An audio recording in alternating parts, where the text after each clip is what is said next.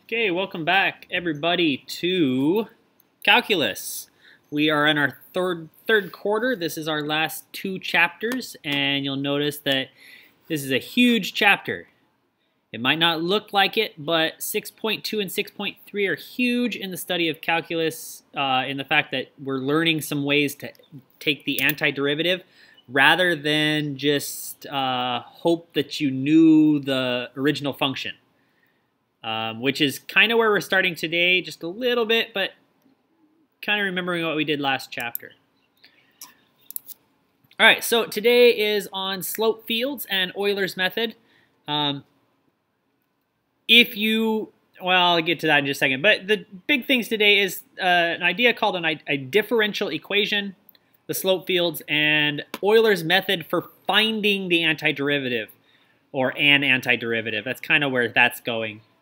So we're going to be looking at some pretty interesting things. At least I think they are. But all right, so let's first look at and define differential equations.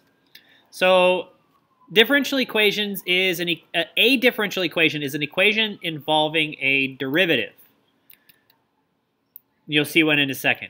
The order of the differential equation, so first, second, third, that sort of thing. So first order, second order, is the order of the highest derivative involved in the equation. So you could have a first order derivative, second order derivative with the second derivative and that sort of stuff. So this right here is a differential equation.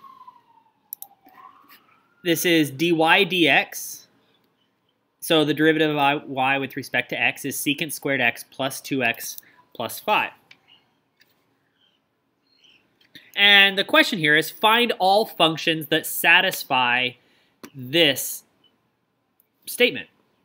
And what you want to know is, you want to know what was f of x, the big f of x. Because this statement right here is big F prime.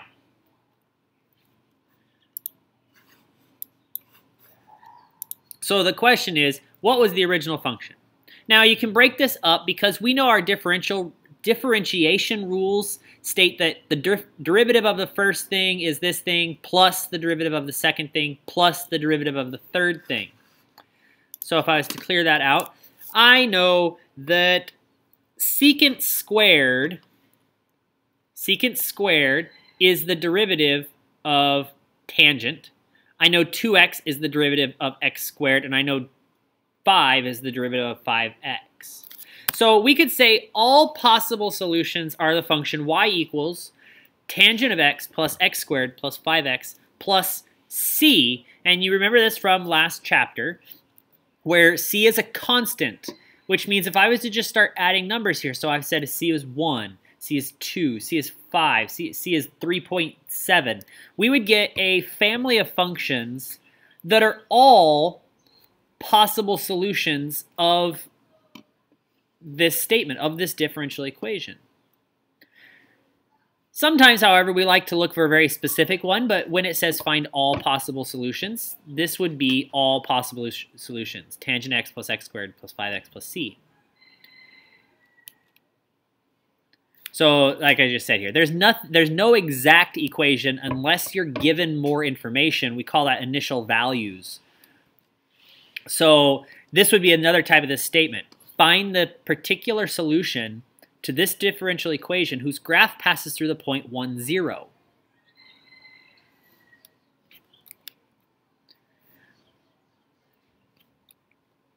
Oops, sorry. Wrong way. All right, so what we want to do is, what we want to think about, what was the original function to begin with? So y is equal to, I know the derivative of e to the x is e to the x. So that was the first thing.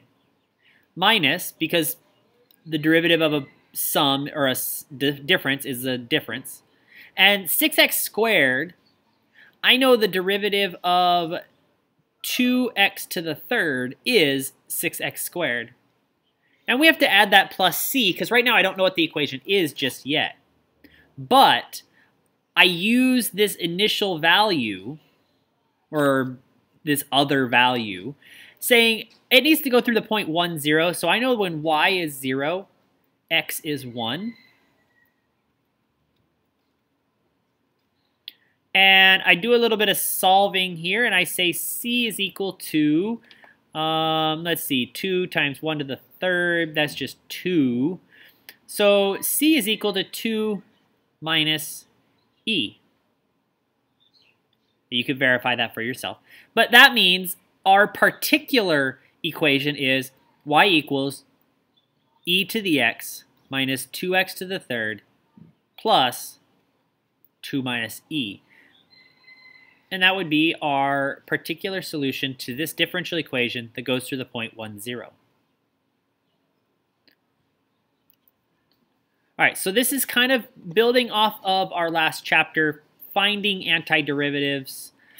Yeah, so let's look at using the fundamental theorem. So you got to remember, also again from our last chapter, that the fundamental theorem says f of x is equal to the integration from a to x of the derivative function, of the f of t of d of t.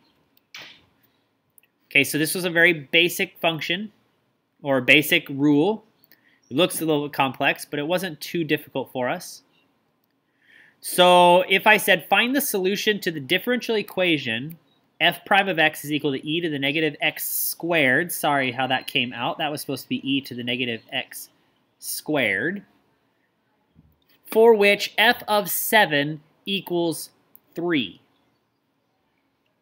Well, what are we going to do here? It's a good question. Using this fundamental theorem,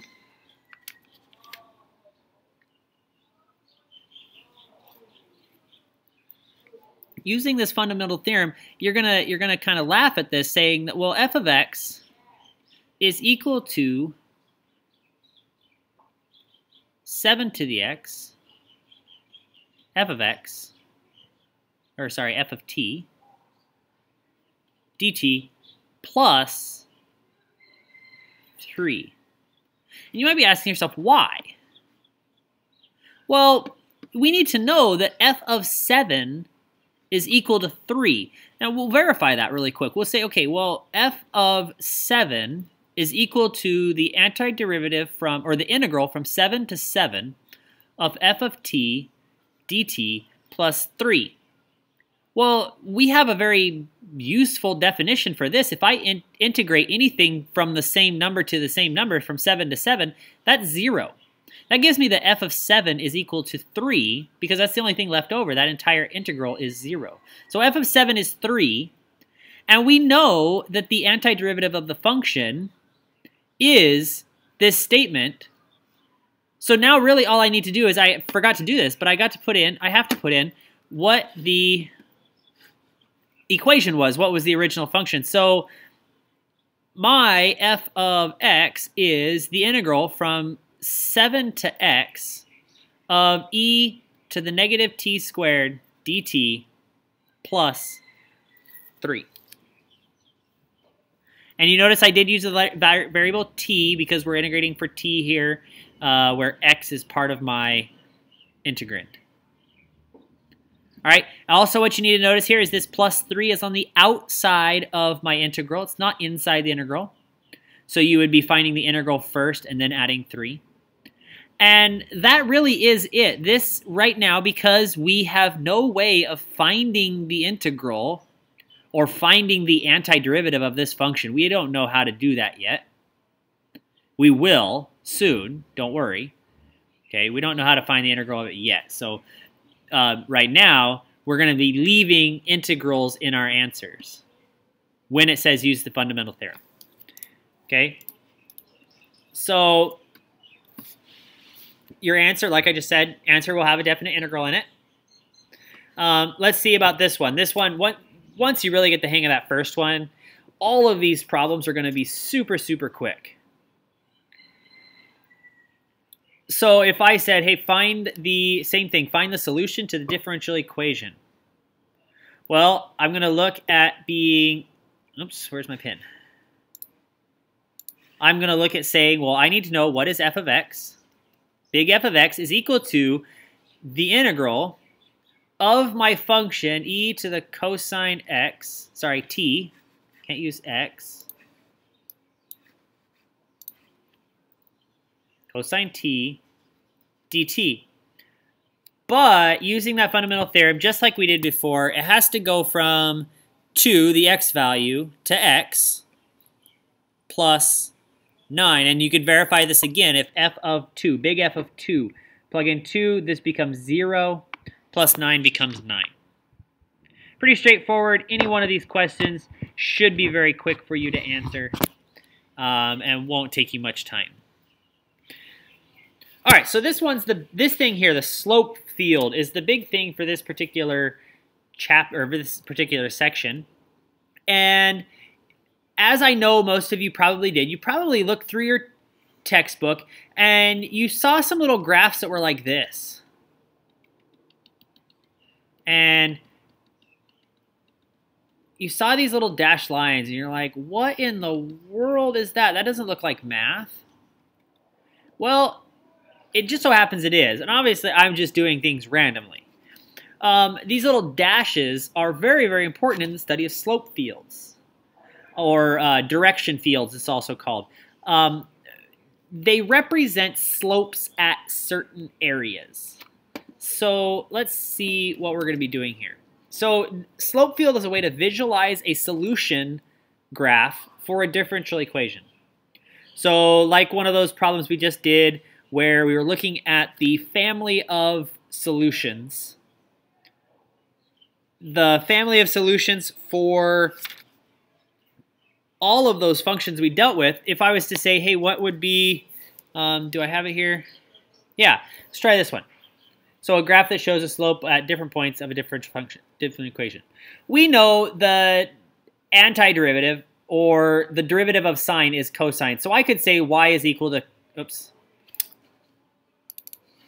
I could say y is equal to negative, not negative, just sine of x plus c. Well, sine of x looks like this. That's plus 0. We could go plus 1. We could go plus 2, plus 3, and so on and so forth. And the c value, it's just going to change where we start and where things are amplitude-wise and all that sort of fun stuff. But what we can do is we can actually figure out a slope field. Oh, I just did that for that one. Okay, so for cosine x, if I was to look at, and you remember, now I'm going to do the slope field for this instead of just the whole sine of x. What I want to do is I want to just make off some tick marks. Each tick mark is equal to 1 in this case, and they usually are.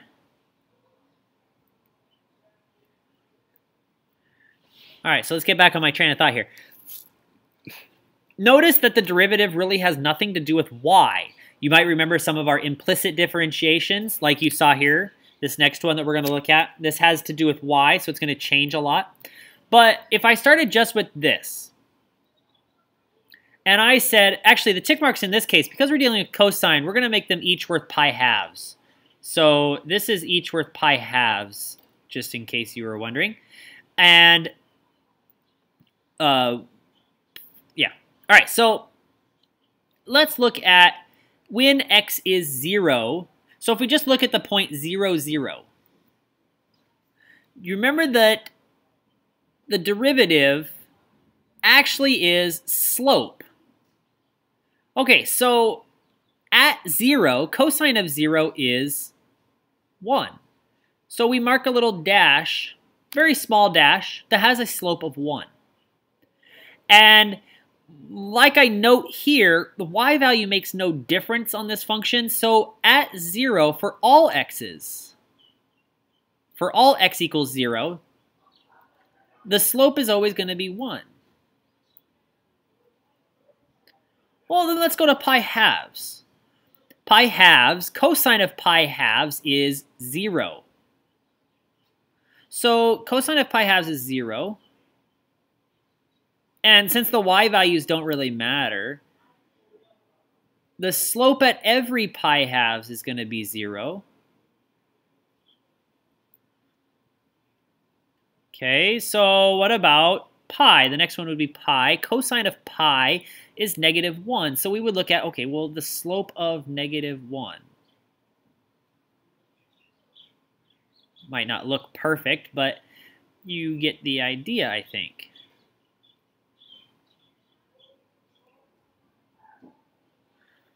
And so on and so forth. At cosine of 3 pi halves, the slope is 0.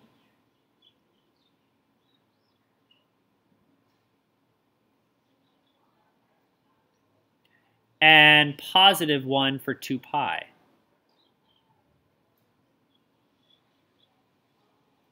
And what you can actually see here is if I get a slightly different color here, you can actually see sine of x in here. And that one little green line is one solution to this differential equation, using a slope field rather than graphing all of the graphs.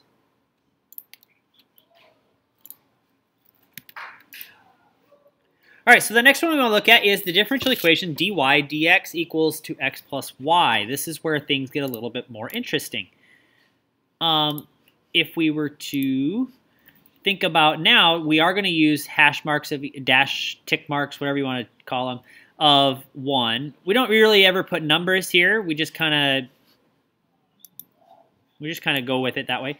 I know I'm very stickler on numbers on your graph, but this is just a representation.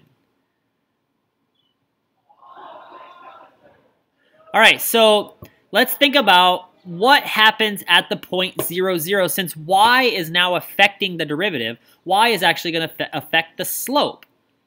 And so is the x value. So at the point 0, 0, well, that would be a slope of, oops, you gotta get a different color. That would be a slope of 0. What about the point 0, 1? The point of 0, 1 is going to have a slope of 1. And the point at, or the slope at 0, 2 is going to have a slope of 2. And then at 0, 3, you have a slope of 3. Now, if you guys are graphing one of these as a necessity on the AP exam, you just got to make sure that it looks steeper. It's a very subjective, I think, a little bit subjective here. All right, what about at the point, let's start with quadrant 1, by the way. What about the point 1, 0? Same idea. Slope of 1, slope of 2, slope of 3. And then you just have to spend the time doing the rest of these points. At the point 1, 1, I get 2. At the point 2, 1, I get 3. And I hope you understand what I'm doing here. I guess I didn't really explain this. At the point 0, 0, I'm looking at the point x equals 0 and y equals 0. The slope would be 0. At the point 1, 0, I would have an x equals to 1 and y equals to 0.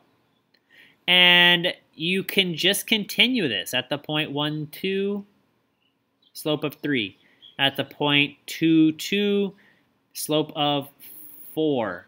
And once you get to a certain slope, it's a little bit harder to visualize like the actual difference of slope. Let's go to the left here, quadrant 2. -1, 0, the slope's going to be -1, -2, and -3. And then -1, 1, that's going to be a slope of 0. Ooh, that's kind of cool, because look, -1, 1, that's going to be 0. -2, 2, that's going to be 0. Which also means if you wanted to kind of go down this way, if you're trying to think about patterns here, at 1, -1, it's 0. 2, -2, it's 0. Just kind of go this direction. Wherever you want to go from now, it's fine with me. At -1, 2, the slope is 1. Oh, come on here. 2, 1, the slope is 1. Oops, sorry. negative 1 on that case because it's a negative 2.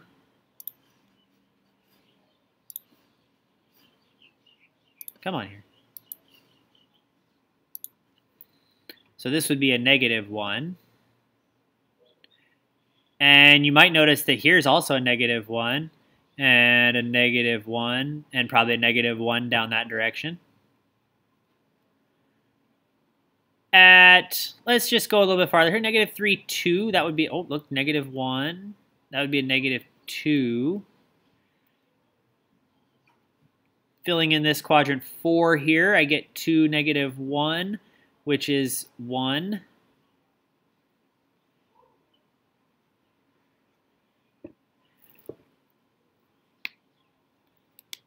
Filling in quadrant 3, negative 1 is a negative 2, negative 3, and negative 4, and so on and so forth. Negative 1, negative 2 is negative 3, negative 4, negative 5. Things get a little bit funky here as you get going. Negative 2. You just do your best on these type of graphs, but what you might get a sense of is something right in here that kind of looks like what the function or what the answer might end up being. You kind of get some sort of idea that kind of comes through here. Or something along that line. But we could ask different questions. Like, what would be the point going through, if I was to get rid of those dash, what would be the one going through the point 1, 0? So I would go through the point 1, 0. Looking close to it, it's got to go at a slope of 1. You get farther out this direction, it's got to go to a steeper slope, steeper slope, steeper, steeper, steeper still. Here it starts to level out, and it starts to get steep again. So that would be, say, something about going through the point 0, 1. Or, sorry, 1, 0. Okay, what about, I'm going to kind of leave this one mostly to you, I think. What about the function, or the differential function, differential equation, dy dx equals x over y? You can kind of follow the same method that we were just doing.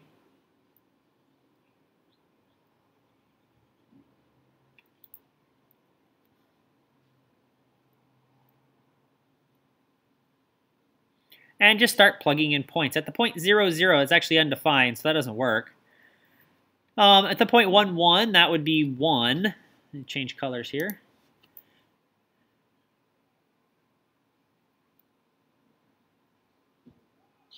At the point 1, 0, that's undefined. All of actually the x-axis is undefined. At the point 0, 1, that would be 0. And you'll notice that all of these, when x is 0, the function itself is 0. Or the slope itself is 0. When y is 1, it's whatever x is. So if x is negative 1, if x is negative 2, x is negative 3. And then things get a little bit more complicated, obviously. When y is negative 1, it's just the opposite of whatever x is. So we get positive 1, positive 2, positive 3, something along that line. We get negative, negative 2, negative 3. Here we get positive 1, positive 2, and positive 3. You continue this fashion. Obviously, when x is 1, y is 2, you get a half. So it's a little bit shallower. These all get shallower. And you get some pretty interesting little shapes. And obviously, drawing them, you don't get a quite sense, I think, of fully what the graph is going to look like. However, if you were to look at the ones in your textbook that I know you've all been looking at because they're kind of interesting little things, especially on page 325. Page 325 gives you 4 different matching of the slope field to the differential equation itself. And you're not allowed to use graphing calculator, but I haven't figured out how to do a slope field on a graphing calculator. Anyway, but you can just do this thing. At the point 0, 0, what's going on? At the point 1, 1, what's going on? At the point 2, 1, what's going on? What's the slope? What should it be? And in this particular case, this one, the x over y, is one of the problems to do here. And you'll see the solutions are down below.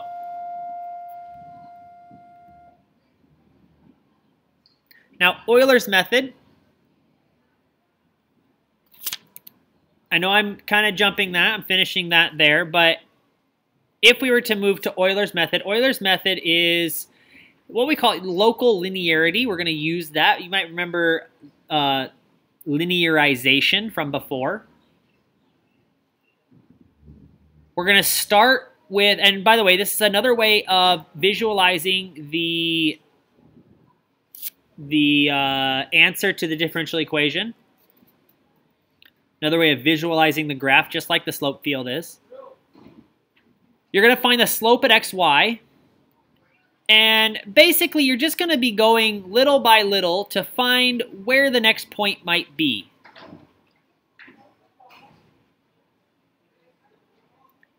So you're going to increase x by small amounts. And you're going to increase y by a very small amount. And that y is done by plugging in, this dy dx is actually plug in xy into the differential equation and multiply by how small x is. So if we were to start with dy dx equals x plus y for f of 2 equals to 0. So f of 2 is equal to 0.